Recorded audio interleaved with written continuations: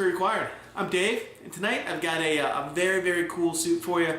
Chicken tortilla soup. I haven't made it a lot. I made it a few times, and the first time I did, wow, blew me away. I made a couple adjustments to the recipe, and I think I've got it just where I want it. It's super simple, super tasty, and super healthy. Let's go ahead and take a look. Okay, so to start off with our chicken tortilla soup. If you've got leftover chicken, by all means use it. That's great. It's a perfect recipe for that. I don't have any, so I'm going to cook off some fresh chicken here. I've been using chicken breasts. You just want to sear them in the pan. We're going to chop them up, throw them in our soup. Okay, so I'm going to start my tortilla soup with a pasilla pepper. You can use almost any kind of chili you want. I don't like to use too hot a chili. Usually the brighter the color, the smaller the pepper, the hotter the chili. So this one we're going to do just fine with.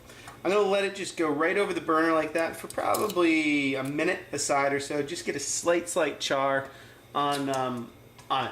Okay, so I just toasted off my peppers. Again, I don't need them super black, like I'm going to take the skin off. Just a little bit of that char is going to add some nuttiness, some flavor, and that's exactly what we're looking for.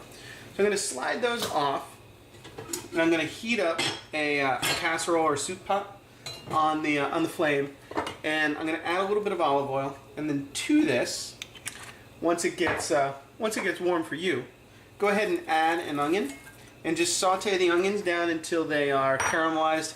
After about 5 minutes or so, I'm going to add 2 cloves of garlic to the onions. Okay, so I've let my peppers cool down, and the onions are on the stove caramelizing. So we're going to go ahead and take our peppers and just chop them up coarsely, and then throw them in a blender. Drop them in the blender. You don't have to be too violent with them.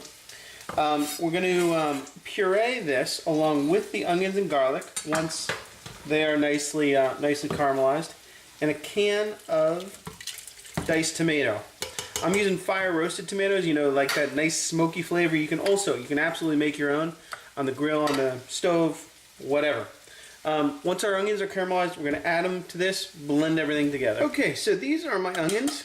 I just transfer them from the pot after they've gotten nice and golden brown into my blender with my chili and tomato. And we're going to go ahead and just throw that on the blender. Give it a few pulses just to start it. And then just let it go until it's completely mixed together.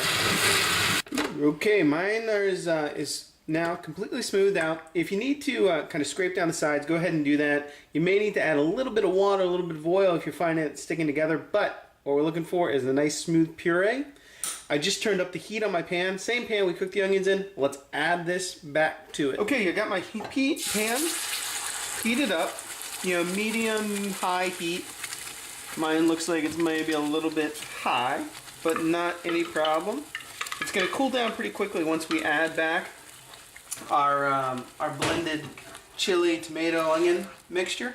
And I'm just going to cook this down for probably 7 or 8 minutes, and keep it on kind of a heavy simmer until it thickens up a little bit. And we kind of cook out those potatoes, and the chilies really develop the flavors. And then we're going to come back and add some chicken stock to the mix here. So after like 10 minutes, you can see how much thicker my paste has gotten. It's almost like tomato paste, and a lot of the flavors really developed and enrichened, if that's a word. What I'm going to do now is add about 1/4 of chicken stock. If you don't have enough chicken stock, you can always use a little bit of water. You're kind of looking for consistency, and in terms of soup consistency is what you want. You may want to grab a whisk if you want to just kind of blend it all together.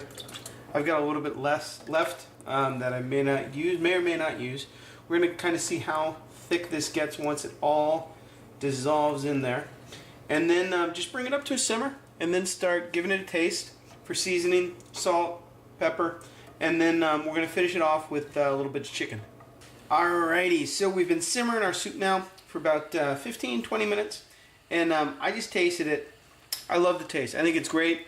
However, what I'm also finding is it's a little chunky for my taste. The chili, the pepper didn't quite puree as finely as I want it to. So you absolutely could just add your chicken, bring it up to temperature, and you're good to go. Or if you're like me, you want it a little smoother, you can just run it through the blender again. Just be super careful about running hot liquids through blenders. Do it really slow, very carefully, because it expands, kind of can go all over the place. So I just finished blending my soup, and I got it nice, smooth, to a texture that I'm happy with. I've got a kind of a medium-sized chicken breast that I cooked off earlier and just diced up. We're going to add that to the soup, and then just let it come up to temperature, and we're going to be good to go. You can always, soup's looking maybe a little bit thick now that I've blended it. You can always thin it out with a little bit more stock or water, and we're good to go. We can garnish this and serve it up. Okay, let's go ahead and serve up our tortilla soup. I like to serve mine obviously nice and hot. We got lovely pieces of chicken in there, and you know the garnishes are amongst the favorite parts. So what I'm going to do, I've got obviously tortillas, or tortilla chips. I'm just going to crunch those, lay them right on top.